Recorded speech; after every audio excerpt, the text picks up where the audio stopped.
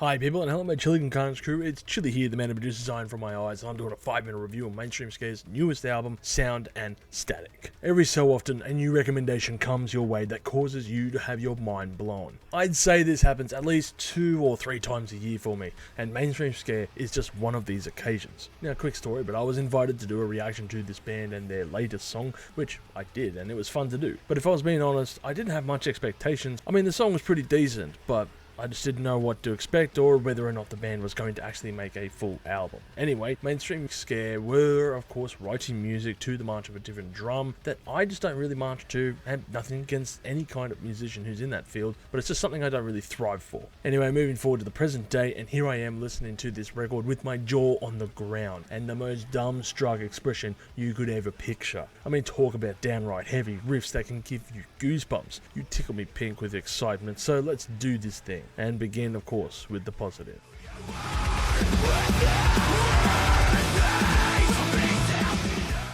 Kicking things off, we're talking about the pros of the album, and at 40 minutes in length, this feels perfect and doesn't overstate its welcome. Instead, it tantalizes the listener and baiting them to play this album in full, from start to finish, of course, with a tasty treat for when they arrive at that finish line. The last 3 tracks on this record go into overdrive and shift it up another gear sonically, and in songwriting as well, kicking things off with Believer and showing a relentless pace for the next 13-ish minutes, which continues over on Haunting Me, Killing Me until the album's closer, The Rules of Attraction. Now, if you were looking for some new arenacore bangers to add to your playlist, then please start with these 3 tracks.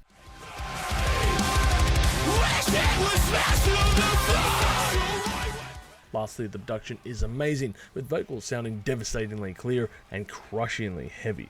And of course, the drums are imposing but not overbearing, the bass line drives the songs at their core, and of course, impeccable guitar work. Now, let's talk about the negatives here.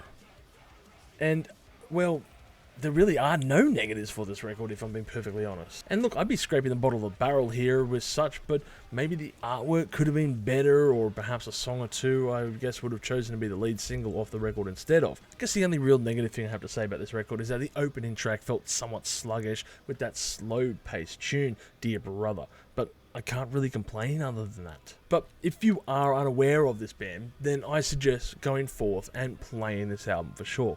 It could be a top 10 album of the year, but I guess you'll have to wait and see if that's the case. Overall, I'm going to give this album a score of 9.5 million chilies on the spicy scale, with my favourite tracks being Believer, Haunting Me, Killing Me, and The Rules of Attraction. Enough talk of this. Go forth and listen to this album, and if you have, make sure to comment below with your favourite tracks and thoughts. But don't forget to stay spicy out there.